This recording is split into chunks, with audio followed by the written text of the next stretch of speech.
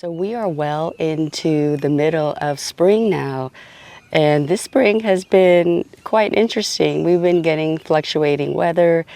I think towards the end of April, we finally got spring-like weather. We got some rainy days, and then the weather has been a lot cooler, but it is going to be warming up. Today I thought I would walk around my whole space here and show you some pockets of fullness, lushness in those certain places. So maybe you can get some ideas. I'm not an expert, but hopefully by seeing some of the spaces, you can see what's working, what's not working. There are some blooms that are still hanging on and new blooms that are coming up. So with that, let's go ahead and get started. All right, let's start here first. This is more of a transitional space to the different garden beds. So anyway, I thought I would show you this because you can see the fullness with the Evervillo carex, irises. This one, unfortunately, has already gone. This was Shaker's Pear's Siberian Iris. I'll pop the image for you to see when it was in full bloom. So you can see here, I have ice plant right there. I have blue fescue, lamb's ears, some sedum, Angelina sedum. So together, they make a nice tapestry here, making the area look a lot more full. And sometimes, if you're not sure what to put, I would, instead of leaving the ground bare, try to put something in there, even if it's for the time being until you can find plants that you love. Put in colors that go together, so that way there's some cohesiveness there. So here I have the yellows theme going on, and I have the blue. And then sprinkled with some purple, and there's magenta color with the ice plant. This is the next space, and I love this space a lot. Like, it looks good every season. So I just love this whole combination right here. There's a spider web right there. I don't know if you can see it. So we have blue star juniper, English thyme, coreopsis, and I believe this is, I always forget, I think it's gold tip juniper. Let me see if I can find the plant tag. I was wrong. It's called Sea of Gold juniper. Always forget that, Sea of Gold. I also have some ground cover. I want to say this is donkey tail. Don't quote me on that. I cannot remember. Because, when you buy a container of mixed sedums, they don't really necessarily tell you what they are. So that's that one. And then we have John Creech sedum here. I love this. This is my favorite sedum. Angelina sedum. This is more aggressive than that. So sometimes just putting a whole bunch of plants with different textures really does help to make it look better. Spiky, needle-like. This is of a different color. This is more of something that is soft, and it produces blooms also. Purplish pink. And of course, if we were to add something more of a bold texture, it would make it look better too. So I included lamb's ear right here. So in this space, I do have a repeating yellow because this is a garden that I made for my son, whose favorite color is yellow. And if we come this way, We have Sunshine Ligustrum repeating with the Blue Star Juniper again, and the yellow Coreopsis. So I keep the blue and the yellow theme going on here as well. So this is one of my favorite spaces. All right, so I also like this view. Not as lush as I would like, but I do wanted to show you this because it used to be a lot more lush here. Had to remove all of the leaves off of the azalea because I just saw so much more of the lacebug, azalea lacebug. So just imagine it being there, it would make the space a lot more lush. You cannot deny this Baptisia. Look at how beautiful the foliage is. Even if there are no blooms, I still love it. I think you're supposed to like cut it back or something so you can get a second flush of blooms, but I do not mind not having blooms at all. And if you do not know, the foliage stays fresh in water for a long time. I was testing it out to see how long it would last.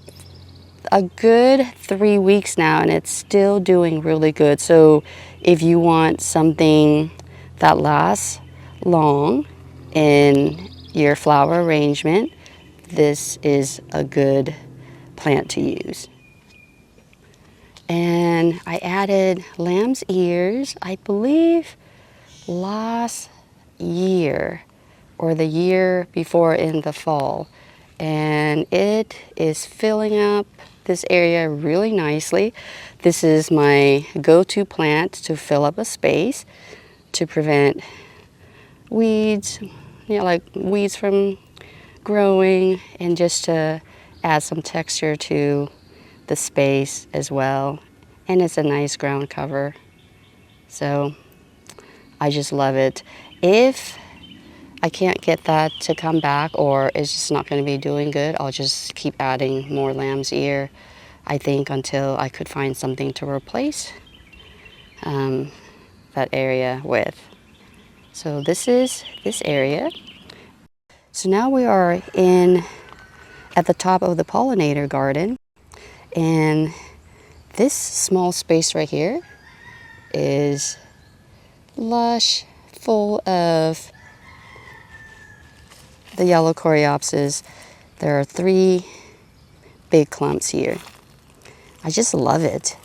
Whenever it's their time, they just look so striking. If you like Coreopsis and you like this yellow variety, it is one of the few Coreopsis that I've tried that has done well for me.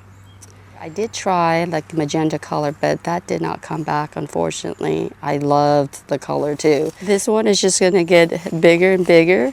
I'll just have to figure out if I want to have this whole space covered with it, or I'll just edit and make them smaller. This is English thyme, and this helps to cover up the space really well too. So this is an area full of lushness as well, started off with one English thyme that has spread. I just need to prune that at some time. I was just too lazy. Yeah, but that definitely needs some cut back to get some nice fresh growth. So now we are on this side of the space. This is more of the pollinator garden space. We have yucca that's in bloom right now.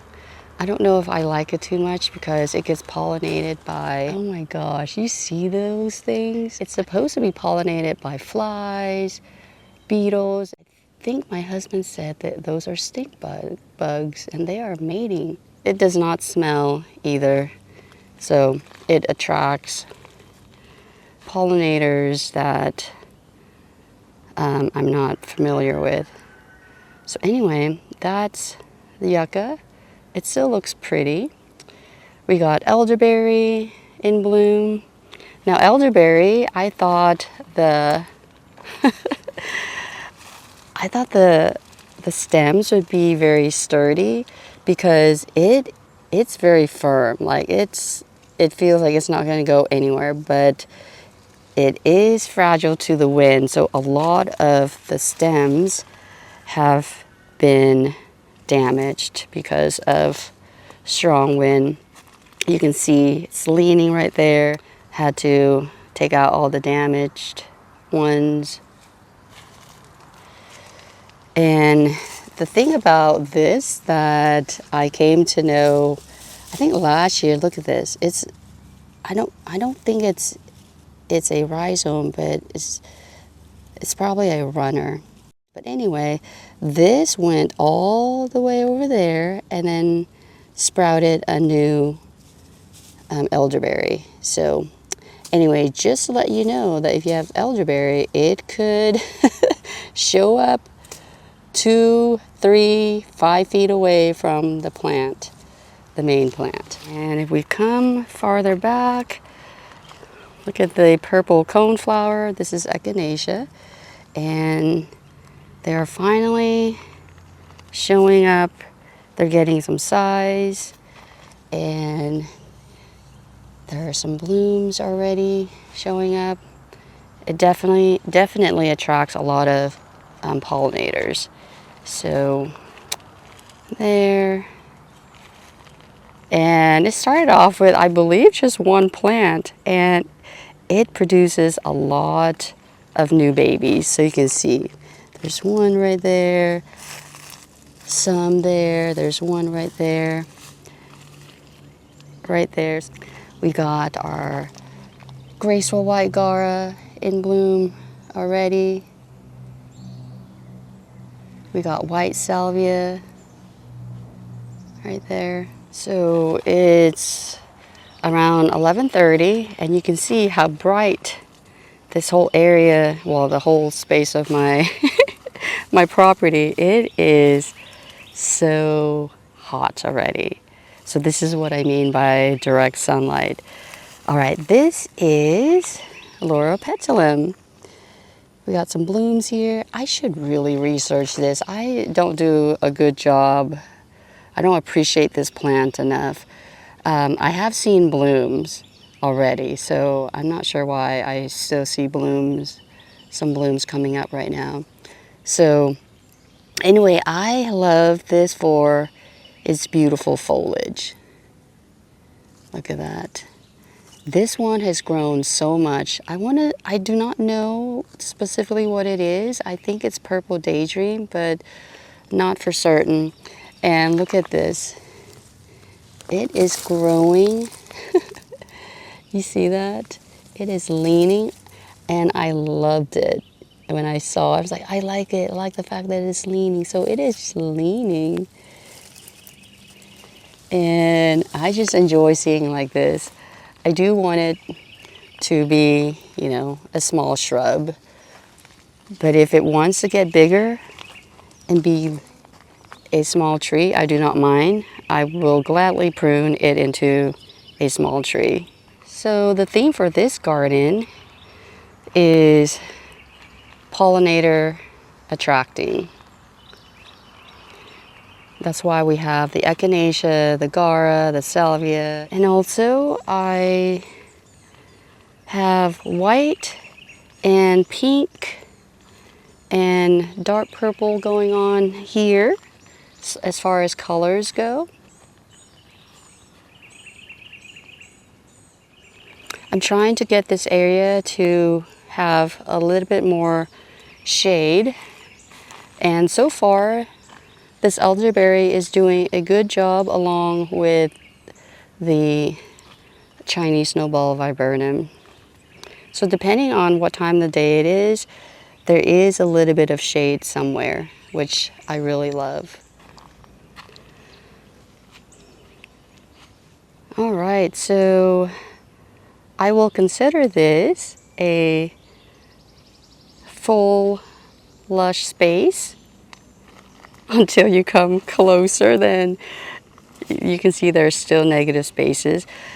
But I am so surprised that the Amsonia hubrichtii is still blooming. It was blooming, I think, started a month ago. Don't quote me on that. I'll put it up for you. The date when I did a video on Amsonia. So still quite a lot of blooms left. And look at how tall this is. This is at least 3 feet. I was just so surprised. It's just kept getting taller and taller and bigger. Look at that. It's almost like I really don't need a border plants. It has created its own border. I love the fact that they are blue. So here we have blues, we have pink with the oh my gosh, what is that? Peony. Sometimes, partly because I'm nervous whenever I'm talking on camera, and when you're nervous, you're not able to think clearly. So anyway, I keep telling myself, don't be nervous. I've talked with you many times before. Peonies, they don't last very long, for sure. Each year I keep going back and forth, like, should I take these out? Should I leave them? Because they're not long lasting. But I do love the foliage. It does stay on here until the fall. I mean, I think way into the fall, and I believe I cut them back in the winter or close to winter. Anyway, yeah, I mean, I can cut the blooms back or bloom off, and the stems that are attached, and just enjoy the foliage as if they are ground covers. So I did divide these last year, I believe. So that's another one right there. That one produced one bloom. There's another one right there. There should be another one that I nicked while we were doing our patio stuff. Since we're here, wanted to show you the Veronicas. These guys were divided. These were the divisions. I had to come and water these so often to make sure that they were not going to die, because they struggle. They struggle for a good bit until now they're not struggling anymore, and they're just going to look so beautiful, so lush, and they will get some size next year. So here we're going to have a drift, or however you say it, it's just a spot full of Veronicas. All right, we have to look at this space right here. It is looking very lush and full. This is our weeping Japanese maple, and it has gotten some size to it. I love it. Look at that. We got Rose Creek Abelia. This is Dahlia Amato is coming up. It's going to get really tall. We got some ground coverage here, and this is Admiral Semi's native azalea, and it is putting on some size.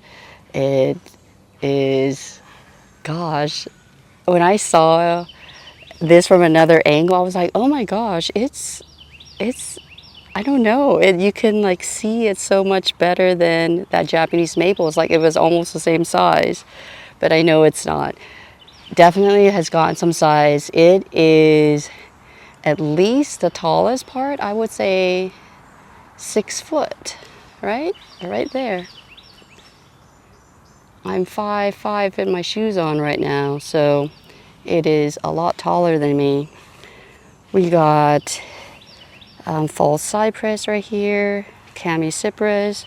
So this space is looking really nice. Minus the front, I did divide some creeping phlox, the magenta color one that I really like, and it is alive right now. It's always hard to divide and transplant the creeping phlox, but once you get it to be established, it should be fine. So anyway, just this area right around more of the I don't know, not this spot, but you can see how lush this whole space looks. And we can't forget this space right here with the hydrangeas. We got panicle hydrangea, we got oak leaf hydrangea. I just love this driveway strip right here. It should look so filled in, and the height will be a lot taller too, so we'll be able to get more of an enclosure on our side once everything is filled in. This is an oak leaf hydrangea, so looking forward to that taking off. Not sure why it took so long to get some size. It did go through some setback. So anyway, this is the tardiva panicle hydrangea. So this one I know will get some good size, and this year already it is so big. I think it's at least 4 feet tall, and I did just recently transplanted these panicle hydrangeas. So looking forward to seeing this whole space just get a lot more established. And if we come down, we see a lot of the Angelina sedums. We got Everest carex here. We got the heuchera. So they could use some transplanting because it does not like this area. It's a lot of competition for them. Got some ferns. We got a lone hosta there. This is spreading plum yew. For here, I did not have any, I don't think I was thinking of any theme. I just wanted to fill up this space because it was bare with just the tree there. So I was trying to put as many things as possible just to cover up the whole space, and Angelina sedum was the go-to ground cover. I think these are Japanese painted ferns. I think all of them are. Look at the hosta. It is not complaining at all. I mean, apparently it is getting enough moisture. This is Hosta Patriot. It's looking so beautiful. Maybe I can put more hostas here. I didn't want to put a lot of hostas here because the deer could come and eat them all up. So I was just testing one to see how it would do. And this is one of the tougher hostas. Anyway, yeah, if you have a space that you don't know what to do with, and you don't want weeds to grow, just put in anything that you know already that can do well to cover up the space for you. In this case, for me, it was the Angelina sedum, and it has spread all around. And it's good to have it here because it has a barrier all around. So really it can't go any farther than that. It is trying to go here. You can see that. So if it has soil, it will continue to come. And I don't see why it couldn't just come farther and farther out even without soil, because it can just get longer and longer. So like the stem right there. And this area is part of the Japanese maple court too. We're underneath the canopy of our biggest Japanese maple here. And I consider this space nice and lush too. We have junipers, ground cover junipers that are covering the space really well. I got 3. I believe I think it was just 2. Yes, I think it's just 1 that's right here and 1 that's right here. So we still have some negative spaces there. So the area, the part that is lush is basically this small strip right here. So we got hostas. We got a container right there. That's new. I'm experimenting with that. It's on the orange side, and this is on the orange side. So it should work. Not the same tone or shade. But I just love this combination a lot. The hosta, and then this.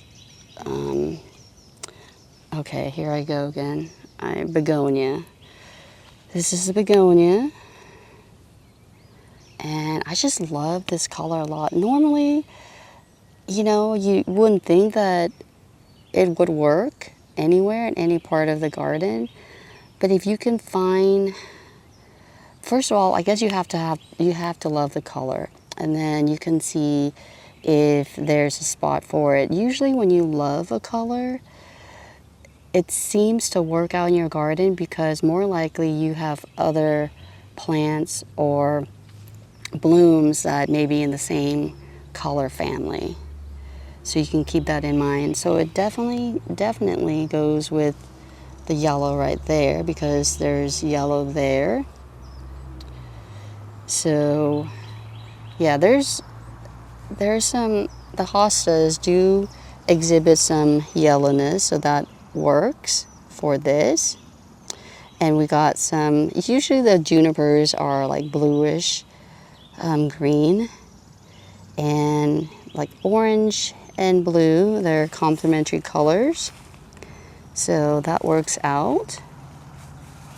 And then you can see the yellow of that there too. This is Party Streamers hosta, different texture, so you have 3 different textures going on here, and one produces blooms right now, although the hostas will produce blooms also. I think it'll look nice once the hostas push up some bloom spikes, and they will serve as the thriller in this arrangement. So this is just a simple bed or a simple space. So that's that space. So you can see from the different spaces that just having lots of different plants put in together, they all work together. As long as you have just a lot of different plants that you love, it should work and it should fill up the space really well. And you can always do edits later once you become more experienced, and of course once your plants become more established, because then you will have like a nice full garden where you have less weeds. Oh my gosh, what is going on? I don't know if it's a lizard. It's kind of too big for for it to be a lizard. Oh my gosh, I have no idea. So Yeah, so I would say pick plants that you love, and if you can get them to be in the same color family, that will be good. But even if you don't have that, it's more important when you start out to just have the ground filled as much as possible, and you can always do edits later. So having the ground covered as much as possible in the beginning, you're going to save yourself a lot of weeding later on. I wish I had known that. So now I'm kind of like working backward. Like I got all the plants. I would say all. You can't say all because it's always changing. I would say that now that I have the plants more established, the perennials, the shrubs, what else? Yeah, those the main two. Now I can, now what I'm having to go to is adding the ground covers. Now there were certain spots that I wanted ground coverage, and I felt like I did a good job, but I should have done that throughout. Like, should have focused more on what ground covers that I could use, in different environment. If you don't have trees, of course, you're gonna be looking at sun-loving ground covers. I would say that now that I have the shrubs looking bigger, I could get away using ground covers that are thriving more in a shadier location, because there is some shade, some of the shrubs casting some shadows there. So anyway, I'm talking too much again, getting myself in trouble because talking is not it's not a good thing for me. I'm not good at that. So anyway, yes, if you have any ideas, suggestions, what has been working for you in your own space to create that lush garden space, and yeah, just anything that you could share with us, that would be great. So if you are new here, my name is Terry, and if you are returning, thank you so much for returning. And with that, thank you so much for watching this video. I hope you enjoyed it and found some of it helpful. And until the next video, I hope you take care. Bye for now.